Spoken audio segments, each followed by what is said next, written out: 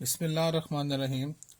10th class lecture number 6B और उसका part 2 है जो हम अभी डिस्कस कर रहे हैं। ये हमारा आज का लेक्चर पार्ट 2 कहलाएगा, क्योंकि पार्ट 1 में हमने क्वेश्चन नंबर 3 और 6 डिस्कस किए थे। अब क्वेश्चन नंबर 7 से ऑनवर्ड देखें। क्वेश्चन नंबर 7 ये कहता है, the following data shows the number of children in various families. मुख्तलिफ ख़ानदानों में जो बच्चों की तादाद है वो हमें ये डाटा प्रोवाइड किया गया। हमने ये मालूम करना है, फाइंड मॉड मालूम करना है और मीडियन फाइंड करना है। अब मीडियन जो सा है, सबसे पहले तो हम मीडियन फाइंड करेंगे। इससे पहले कि मैं मीडियन आपको समझाऊं, थोड़ा सा हम इसके बारे में डिटेल समझ लेते हैं कि मीडियन कैसे फाइंड किया जाता है। ठीक है, अब देखें मीडियन के लिए दो चीज़ें जो उनसे हैं हमें मालूम होनी चाहिए। पहली बात कि if n is equals to odd हो, n mean total number of values. n का मतलब यहाँ पर ये है टोटल नंबर ऑफ वैल्यूज। जो टोटल नंबर ऑफ वैल्यूज जो सी हैं वैल्यूज अगर ऑड हों और ऑड, तो फिर उसके लिए फार्मूला डिफरेंट है।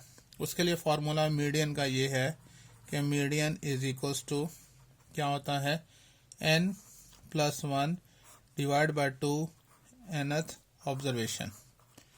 ये इसका फार्मूला है। ठीक है, याद रहे ये formula just gives the place of value, place of median. Formula just shows the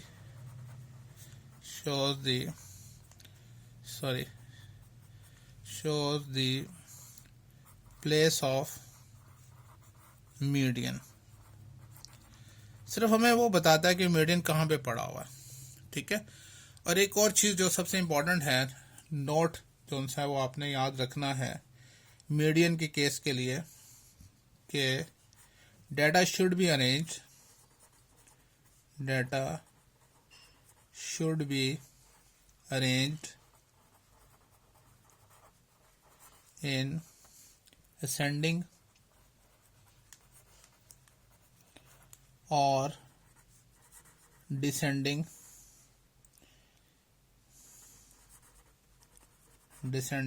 order। Ascending और डिसेंडिंग ऑर्डर में होना ज़रूरी है। ठीक है, छोटी से बड़ी वैल्यू की तरफ और बड़ी से छोटी वैल्यू की तरफ जो सा है ये होना चाहिए। इसको थोड़ा एक्सप्लेन करने के लिए हम कोई एग्जांपल लिख सकते हैं। लेट्स सपोज मैं एक एग्जांपल देता हूँ कि एक डाटा दिया हुआ है हमारे पास 4 7 3 2 9 और हमें ये कहा जा रहा है कि इसका मीडियन फाइंड करें। तो सबसे पहले हम क्या करेंगे, सबसे पहले तो इसको अरेंज करेंगे। ठीक है, तो लिखेंगे we will arrange the given data, यानी तरतीब से लिखेंगे। तो तरतीब में देखें क्या होगा, सबसे पहले 2 3 4 7 और 9। ठीक हो गया।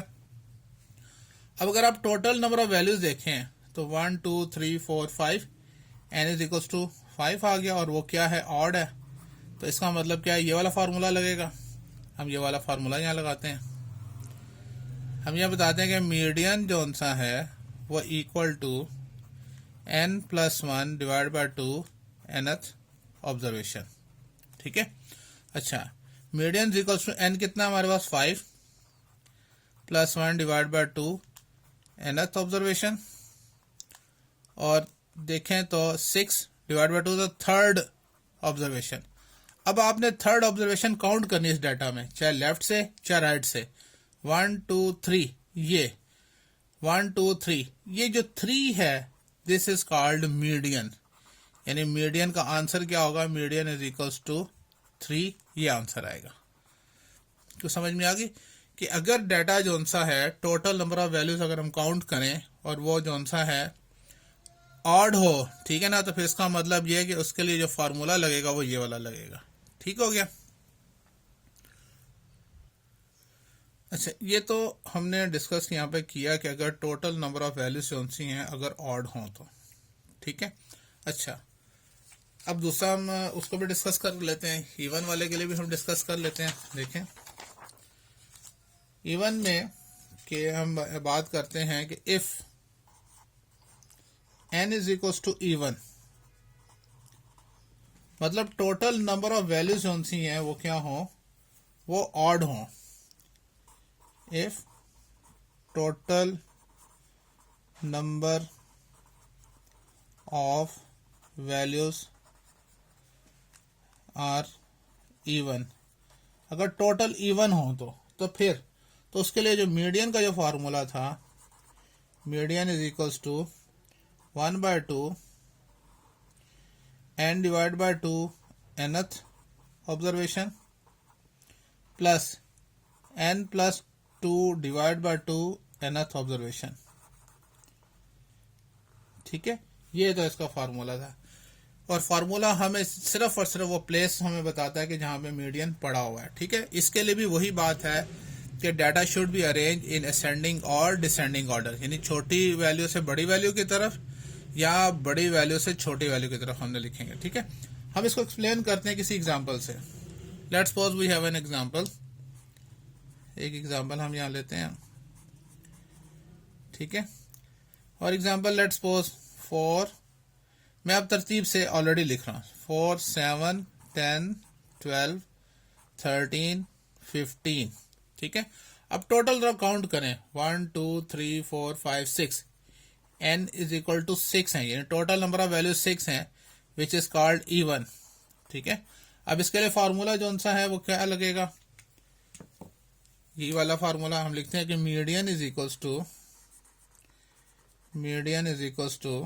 1/2, n की जगह हम क्या डालेंगे 6 divide by 2 nth observation plus 6 plus 2 divide by 2 nth observation. ठीक है ना, यहां पे भी आना था ऑब्जर्वेशन। अब देखें यहां पर 1/2 ये क्या आएगा, third observation plus 6 plus 2 8 divide by 2 fourth observation. ठीक है, अब देखिए आपने काउंट करना है, थर्ड और फोर्थ ऑब्जर्वेशन लेनी है। 1 2 थर्ड ये है और फोर्थ ये है, तो यहां पे लिखेंगे 1/2, ये मीडियन साथ साथ लिखा रहेगा।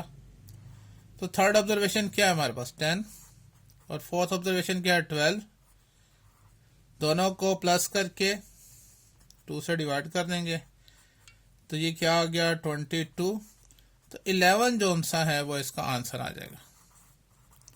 ये हमने मीडियन फाइंड कर लिया। तो इस तरह से मैं थोड़ा सा आपको इसका बेसिक्स थोड़ी सी समझाई है।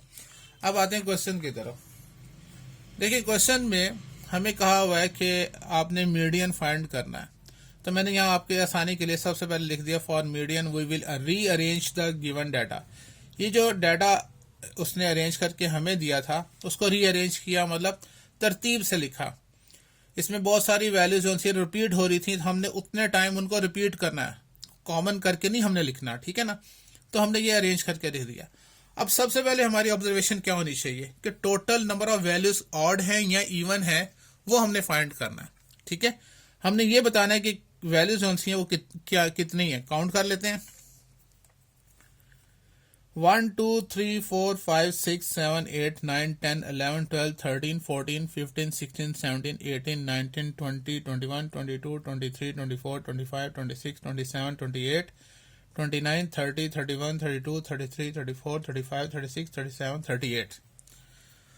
तो टोटल नंबर ऑफ वैल्यूज तो आ गई 38, और वो क्या है, वो तो इवन है। ठीक है, और इवन के लिए मैंने अभी फार्मूला भी आपको समझाया। वो फार्मूला क्या है, पहले हम फार्मूला लिखते हैं यहाँ पर। ठीक है, कि median is equal to even के लिए 1/2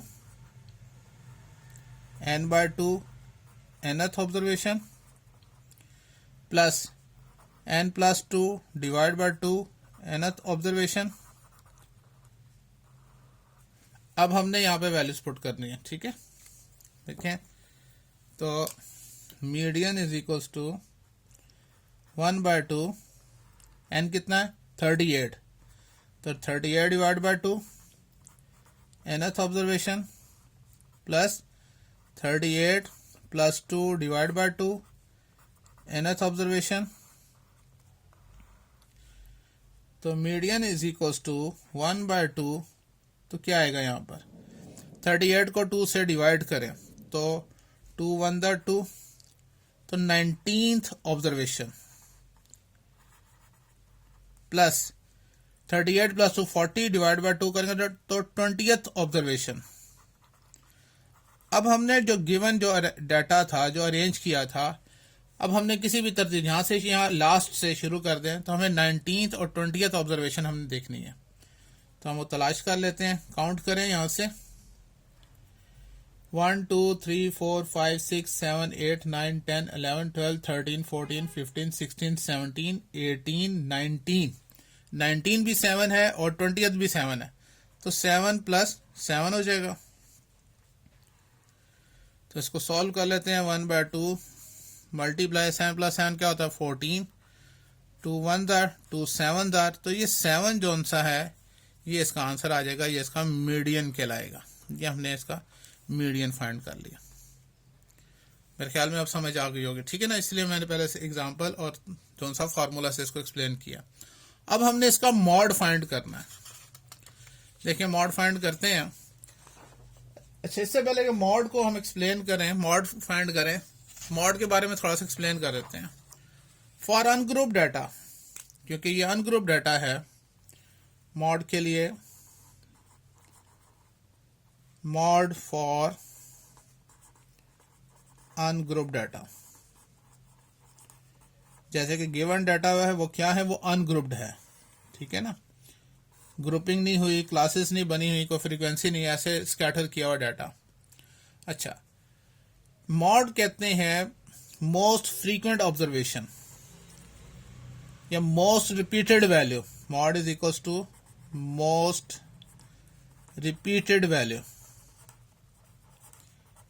ऐसी वैल्यू जो सबसे ज्यादा टाइम जो सी है वो रिपीट हो रही हो, तो उसको मॉड कहते हैं। एक से ज्यादा मॉड भी हो सकता है, ठीक है। मोस्ट फ्रीक्वेंट ऑब्जर्वेशन जो सी है वो भी कहलाती है, मॉड कहलाती है, ठीक है। अब देखिए ये तो सिंपल सही है, हम यहाँ पर फॉर्मूला लगा देते हैं। हमने ऊपर लिखा था कि हमने तो मॉड फाइंड करना है, ठीक है, और लिखेंगे कि मॉड तो इक्वल टू होता है मोस्ट फ्रीक्वेंट ऑब्जर्वेशन या मोस्ट रिपीटेड वैल्यू, कुछ भी हम कह सकते हैं। अब हमने तलाश करना है कौन सी वैल्यू सबसे ज्यादा टाइम रिपीट हो रही है।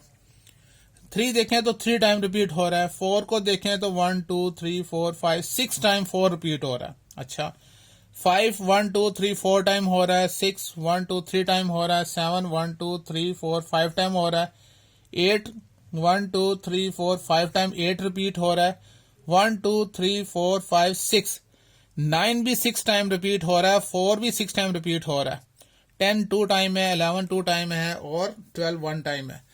तो फिर मॉड क्या कहलाया, मॉड 4 भी कहलाएगा और 9 भी कहलाएगा। तो मॉड इज इक्वल्स टू 4,9, ठीक है, क्योंकि दोनों जो हैं इनमें वो 6 टाइम रिपीट हुए हैं, दैट्स वाई ये दोनों मॉड कहलाएंगे। और अगर इनमें से कोई सा एक 7 टाइम हो जाता तो सिर्फ वो अकेला जो सा है वो मॉड कहलाता, बाकी मॉड ना कहलाते। और बाज़ औक़ात डाटा ऐसा भी होता है जिसमें कोई भी वैल्यू रिपीट ना हो रही हो, तो उसके लिए हम ये कहेंगे जीरो मॉड नहीं कहेंगे, बल्कि कहेंगे नो मॉड, उसका कोई मॉड नहीं है, ठीक है। तो इस तरह से हमने क्वेश्चन नंबर 7 जो सा है वो कंप्लीट कर लिया है, जिसमें हमने अनग्रुप डाटा से मीडियन भी सीखा है और हमने जो सा है मॉड भी हमने फाइंड किया, ठीक है।